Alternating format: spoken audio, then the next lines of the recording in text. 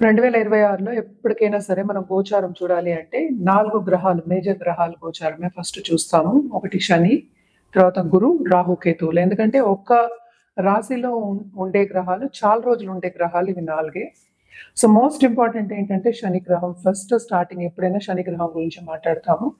So శని ఏమో మనకి మీన రాశిలో ఉన్నారు. ఆయన రిట్రోగ్రేషన్ వెళ్తున్నారు, మళ్ళీ డైరెక్ట్ అవుతున్నారు అనమాట. ఈ సంవత్సరం అంతా ఇందులోనే ఉంటున్నారు, అంటే మీన రాశిలో ఉంటున్నారు. రాహు కేతువులు మూమెంట్ ఉంది. డిసెంబర్ 5th మనకి ఏంటంటే రాహు ఏమో మకరానికి వెళ్తున్నారు, కేతు ఏమో మనకి కర్కాటకానికి వెళ్తున్నారు అనమాట. మనకి తెలుసు రాహు కేతువులు మన రిట్రోగ్రేషన్ మోషన్ ఉంటుంది కనుక వెనక్కి వెళ్తూ ఉంటారు. జూపిటర్ ఏంటంటే మోస్ట్ ఇంపార్టెంట్ గ్రహం, బెనిఫిక్ గ్రహం, అండ్ ఆల్సో ఏంటంటే పరిపూర్ణంగా బ్లెస్సింగ్ ఇచ్చేది. దేంటో అటు ధనకారకుడు, అటేమో ఆయువు కూడా మనం కొంచెం చూస్తూ ఉంటాం. అండ్ ఆల్సో ఫ్యామిలీకి మనం చూస్తూ ఉంటాం. ఎక్కడున్న ఎక్స్పాన్షన్, విజ్డమ్, నాలెడ్జ్, వీటన్నిటికీ మనం జూపిటర్ చెప్తూ ఉంటాము. మనకి ఇయర్ ఎండ్ అంటే 2025 ఇయర్ ఎండ్లో జూపిటర్ ఏంటంటే మనకి మిథునానికి వెళ్ళారనమాట. ఆయన రిట్రోగ్రేషన్ అయ్యారు. మనకి తర్వాత అక్టోబర్ 31st మనకి సింహానికి వెళ్తున్నారు. మిగతా టైం అంతా అంటే మార్చ్ నుంచి మనకి అక్టోబర్ వరకు ఏంటంటే ఉచ్చ స్థితిలో ఉంటున్నారు అనమాట. సో ఇవి గ్రహస్థితులు. బట్ జనరల్గా మాట్లాడుకోవాలి అంటే మనం ఎప్పటికైనా ఈ గ్రహస్థితిలో ఈ 4 గ్రహాలు కాకుండా మిగతా గ్రహాలన్నీ కూడా చూసుకుని మనం మాట్లాడడం అనేది ముఖ్యం అనమాట. చాలా మటుకు మనం మంత్లీ కూడా చేస్తున్నాము. అలాగే ఈ సంవత్సరంలో ఏంటంటే 4 ముఖ్యమైన ఎక్లిప్సెస్ వస్తున్నాయి. 2 ఏంటంటే సోలార్ ఎక్లిప్సెస్, 2 ఏమో లూనార్ ఎక్లిప్సెస్ వస్తున్నాయి. ఫిబ్రవరి 17th ఉంది, మళ్ళీ మార్చ్లో ఉంది, మళ్ళీ ఏంటంటే మనకి ఆగస్ట్లో 2 ఉన్నాయి. అటు సోలార్ ఎక్లిప్స్ ఉంది, అటు లూనార్ ఎక్లిప్స్ కూడా ఉంది. అలాగే ఈ ఉగాది కూడా మనం ఎప్పుడు చెప్పుకుంటూ ఉంటాం, ఉగాది చెప్పుకుంటాం. మార్చ్ 19th 20th వస్తుంది. పరభవ నామ సంవత్సరం వస్తుంది అనమాట, అంటే 40th సంవత్సరం. ఎవ్రీ 60 yearsకి నేమ్ అనేది చేంజ్ అవుతూ ఉంటుంది అనమాట. ఇది మనం చూసాము అంటే కొన్ని రాసుల వారికి చాలా చాలా బాగుంది. జనరల్ గా చూసామంటే కూడాను మనం ఎప్పటికైనా పాజిటివ్ మాట్లాడుతున్నాం కనుక ఏదైనా సరే మిశ్రమ ఫలితాలని చెప్పుకోవడం అనేది జరుగుతుంది. అండ్ ఆల్సో మనం చూసాము అంటే ఈ సంవత్సరం కూడా ఖర్చులు అనేవి చాలా ఎక్కువ అవుతాయి. అండ్ ఆల్సో అన్ని వస్తువులు ఖరీదవుతాయి. కొన్ని అంటే కంట్రీస్కి మనకి ఏంటంటే అంత సన్నిహితంగా ఉండవు అనమాట. దెబ్బలాట వచ్చేవి, అలాగే వార్ వచ్చే సూచనలు కూడా మనకి కనిపిస్తున్నాయి. అండ్ ఆల్సో మనం చూసాము అంటే అందరు మనుషులు కూడాను, అంటే అందరూ ఇప్పుడు పనిచేసే వాళ్ళందరూ, అండ్ ఆల్సో ఇప్పుడు ఫార్మింగ్ కమ్యూనిటీ అనుకుందాం, ఏదైనా చేసేవాళ్ళు అంటే మనం చేసే పనిలోనే కొంతవరకు అభివృద్ధి ఉంటుంది, కానీ సాటిస్ఫాక్షన్ అనేది అంత ఉండదని చెప్పాలన్నమాట. అండ్ ఆల్సో మనం చూసాము అంటే ఏల్నాట్స్ అనే ప్రభావం అనేది కూడా మనకి 3 రాసుల వారికి చాలా ఎక్కువ ఉంది. అంటే ఏంటి, మనకి కుంభానికి, అలాగే ఏంటంటే మీనానికి, అలాగే ఏంటంటే మేషానికి ఉందన్నమాట. అండ్ ఆల్సో ఏంటంటే కొన్ని మన మంత్లీ ప్రొడిక్షన్స్ ఎప్పుడు చెప్పుకుంటూ ఉంటాము, కొన్ని రాసుల వారికి చాలా చాలా బాగుంటుంది. మేష రాశి వారికి ఈ సంవత్సరం అంత మిశ్రమ ఫలితాలే మనం చెప్పుకోవాలి. చాలా బాగుండే రాశులు అని చెప్తే మనకి వృశ్చిక రాశి ఒకటి, అలాగే మనం చూసాము అంటే మనకి వృషభ రాశి ఒకటి, ఇంకోటి మిథున రాశి మనం ఎక్కువ చెప్పుకోవాలి. అలాగే ఏంటంటే మకర రాశి కొంతవరకు, అంటే మనకి 12 monthsకి మనం చెప్పుకుంటున్నాం కదా. సో ఒక్కొక్క మంత్ ఎత్తు తగ్గులు అనేది కామన్. జనరల్గా మాట్లాడుకోవాలి అంటే కొంతమందికి ఏంటంటే మనం చెప్పేది యోగాలు అనేది చెప్పుకోవచ్చు అనమాట. కానీ ఈ సంవత్సరంలో సపోజ్ మార్చ్ నుంచి మనకి అక్టోబర్లో పుట్టిన వాళ్ళందరికీ జూపిటర్ ఎగ్జాల్టేషన్ పొజిషన్లో ఉంటారు. సో తప్పక వాళ్ళకి చాలా బాగుంటుంది. అంటే నాలెడ్జ్ గెయినింగ్ మనం చూసుకోవచ్చు. అంటే ఏంటంటే వాళ్ళకి చదువు అంటే చాలా ఇంట్రెస్ట్ ఉంటుంది, అలాగే నేర్చుకోవడం అంటే చాలా ఇంట్రెస్ట్ ఉంటుంది అనమాట. సో జనరల్గా మనం మాట్లాడుకుంటున్నాము. సో ఏ రాశుల వారికి ఎట్లా ఉందో మనం ఇప్పుడు చూద్దాం. కర్కాటక రాసే వాళ్ళు యాక్చువల్గా ఇంటి నుంచి ఫుడ్ బిజినెస్ చేసేవాళ్ళు, క్లౌడ్ కిచెన్ పెట్టుకున్న వాళ్ళకి తప్పక విస్తరిస్తుంది. అలాగే ఏంటంటే కొత్త కొత్త రెసిపీస్ చేయడం కానీ, లేకపోతే దూర దేశం వెళ్ళి నేర్చుకోవడం కానీ, అవన్నీ మనకి కనిపిస్తున్నాయి అన్నమాట. నేను చెప్పాను రాహు కూడా మూవ్మెంట్ ఉంది, డిసెంబర్లో మూవ్ అవుతున్నారు ఆయన.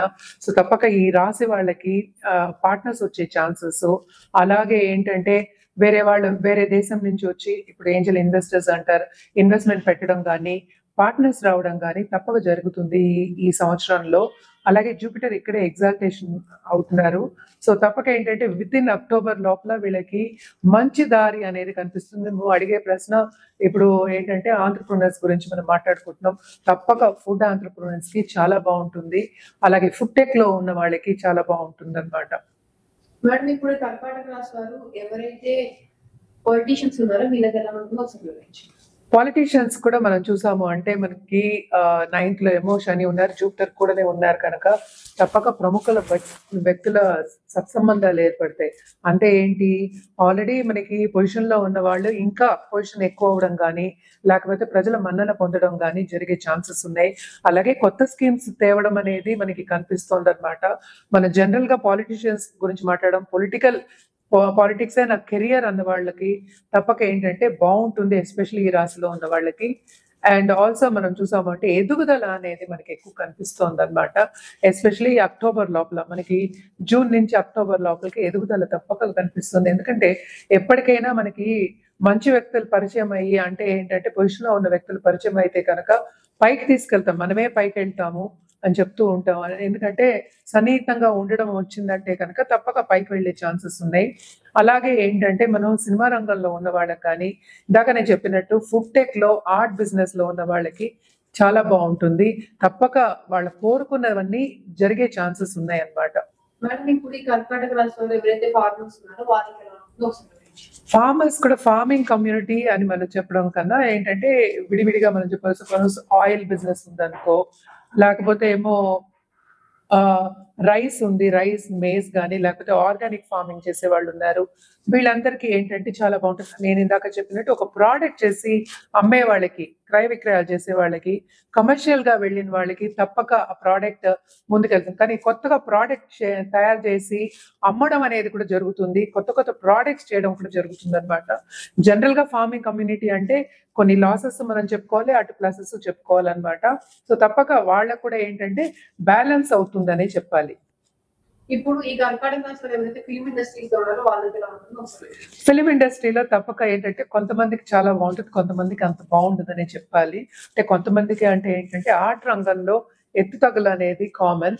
సపోజ్ ఇప్పుడు డ్రాయింగ్స్ చేసి పెయింటింగ్ చేసే వాళ్ళు ఉంటారు. అలాగే సినిమా బిజినెస్ లో కొంతవరకు ఏంటంటే ఆర్ట్ సినిమా తీసే వాళ్ళు ఉంటారు. అలాగే ఏంటంటే కొంతమంది కమర్షియల్ సినిమా తీసే వాళ్ళు ఉంటారు. అలాగే కమర్షియల్ సినిమాస్ ఏంటంటే కొంత సక్సెస్ వచ్చే సూచనలు మనకి కనిపిస్తున్నాయి. ఏదైనా నేను ఎప్పటికైనా చెప్పేది ఏంటంటే వ్యక్తిగత జాతకం మీద ఆధారపడి ఉంది. సో ఇది కూడా ఏంటంటే మిశ్రమ ఫలితాలు, ఎస్పెషల్లీ సినిమా రంగంలో ఉన్న వాళ్ళకనే చెప్పాలి. అండ్ ఆల్సో మనం చూసాము అంటే కొత్త వాళ్ళు ఎంటర్ అయ్యే ఛాన్సెస్ మనకి కనిపిస్తున్నాయి. ఇప్పుడే కొత్తగా సినిమా రంగంలోకి స్టెప్ వేసే వాళ్ళకి తప్పక మంచి సూచనలు కనిపిస్తున్నాయి అన్నమాట. శ్రమకి తగిన ఫలితం అనేది కనిపిస్తోంది. ఎంత శ్రమ పడితే అంత ఫలితం ఇస్తుంది అనేది చెప్పాలి. అలాగే ఏంటంటే ప్రజల మన్నన, అలాగే వాళ్ళ దృష్టిలో పడడం కానీ ఫేమ్ రావడం కానీ మనకి కనిపిస్తోంది. మేడం ఇప్పుడు ఈ కర్కాటక రాశి వారు 2026లో ఎలాంటి పరిహారాలు చేసుకుంటే బాగుంటుందో ఒకసారి వివరించండి. కర్కాటక రాశి వాళ్ళు తప్పక ఏంటంటే అక్టోబర్ తర్వాత అంటే నిత్యం చేయమనే చెప్తూ ఉంటాను నేను. శివుణ్ణి పూజించడం అంటే శివాలయానికి వెళ్ళి శివుణ్ణి దర్శించుకోవడం సోమవారం. అలాగే హెల్త్ మీద ధ్యాస పెట్టడం అనేది వెరీ వెరీ ఇంపార్టెంట్ అన్నమాట. ఎందుకంటే హెల్త్ కి ఖర్చు పెట్టడం అనేది మనకి ఎక్కువ కనిపిస్తోంది. సో తప్పక ఏంటంటే ఇవన్నీ తగ్గాలి అంటే కనుక శివుణ్ణి మహామృత్యుంజయ మంత్రం నేను చెప్పేది పూజ చేసుకోవడం కానీ జపం చేసుకోవడం కానీ చాలా మంచిది. అలాగే శివపార్వతులు దంపతుల పిక్చర్ పెట్టుకుని చేసుకుంటే కనుక ఇప్పుడు సపోజ్ దాంపత్య జీవితంలో కొంతమందికి ఎడబాటు రావడం కానీ ప్రాబ్లమ్స్ రావడం కానీ మనకి చూస్తూ ఉన్నాం. అలాగే కోర్ట్ కేసెస్ అవడం కూడా చూస్తూ ఉన్నాం. వాళ్ళందరికీ కూడా కొంతవరకు ఊరట అనేది కలుగుతుందన్నమాట. సో తప్పక ఇవన్నీ చేసుకోండి. మీకు ఈ సంవత్సరం నేను చెప్పినట్టు కొంతవరకు బాగుంది, కొంతవరకు అంత బాగాలేదు. సో మిశ్రమ ఫలితాలు ఘోషిస్తున్నాయని చెప్పడం జరుగుతోంది. ఇప్పుడు మనం మాట్లాడుకుంది జనరల్ గా మాట్లాడుకున్నాము. ఎందుకంటే ఈ 4 ప్లానెట్స్ అంటే మేజర్ ప్లానెట్స్ గురించి మాట్లాడి దాన్ని బట్టి మనం పరిహారాలు కూడా ఇచ్చాము. అండ్ ఆల్సో ఏంటంటే మనం రాశి ఫలితాలు కూడా మాట్లాడుకున్నాం అన్నమాట. ఇదంతా జనరలే, అంటే ఏంటంటే రాశి వారిగానే మనం మాట్లాడుకుంటూ వస్తున్నాము. ఏదైనా సరే వ్యక్తిగత జాతకం మీద ఆధారపడి ఉంటుంది. అంటే వ్యక్తిగత జాతకం చూసినప్పుడు ఇప్పుడు గోచారం ఏం జరుగుతోంది, ప్లస్ ఇప్పుడు ఏంటి టైం జరుగుతోంది వాళ్ళకి అని చూసినప్పుడే మనకి ఒక ఏంటంటే సూచన ఇవ్వడం కానీ సొల్యూషన్ ఇవ్వడం కానీ జరుగుతుంది. అదేంటంటే పరిహారం రూపంలో మనకి పూజ కానీ జపం కానీ లేకపోతే ఒక జాతిరత్నం కానీ ఇఫ్ ఇట్ ఈస్ వారంటెడ్ అంటే ఏంటి జాతక రీత్యా ఇవ్వడం అనేది జరుగుతుంది. ఎప్పటికైనా సరే ఆ కన్సల్టేషన్ తీసుకున్నప్పుడు మనం ఇచ్చిన పరిహారాలు చేస్తే తప్పక ఏంటంటే పైకి వెళ్ళే ఛాన్సెస్ ఎక్కువ ఉంటాయి. అంటే పైకి వెళ్ళడం ఏంటి మనకి లైఫ్ లో ఏం సాధించాలో అది సాధించడం అనేది జరుగుతుందన్నమాట. ఆ దిశగా నడవడం కానీ ఏదైనా ఇబ్బందులు వచ్చినప్పుడు ప్రాబ్లమ్స్ వచ్చినప్పుడు ఎలా ఫేస్ చేయాలి అని చెప్పడం కూడా జరుగుతుందన్నమాట. సో తప్పక కింద స్క్రోల్ అయ్యే నంబర్ కి అలాగే ఈమెయిల్ ఐడికి సంప్రదిస్తే కనుక అన్ని వివరాలు చెప్పడం అనేది జరుగుతుంది. అంటే అపాయింట్మెంట్ తీసుకుని అంటే పరిహారాలు చేసుకోవడం లేకపోతే జాతకం చూసుకుని పరిహారాలు చేసుకోవడం అనేది ఎప్పటికైనా మంచిదే కదా. సో తప్పక అపాయింట్మెంట్ తీసుకుని జాతకం పరిశీలించుకున్న తర్వాత ఎగ్జాక్ట్ సొల్యూషన్ ఇస్తాం కనుక తప్పక కింద స్క్రోల్ అయ్యే నంబర్ కానీ ఈమెయిల్ ఐడి కానీ సంప్రదిస్తే అన్ని వివరాలు చెప్పడం జరుగుతుంది. అలాగే అపాయింట్మెంట్ ఎప్పుడు దొరుకుతుంది, ఎలా అపాయింట్మెంట్ ఇస్తాము అంటే ఆన్లైన్ కూడా చేస్తాము ఆఫ్లైన్ కూడా చేస్తాము. సో ఎలా చేయాలి అనేది చెప్పడం జరుగుతుంది అన్నమాట.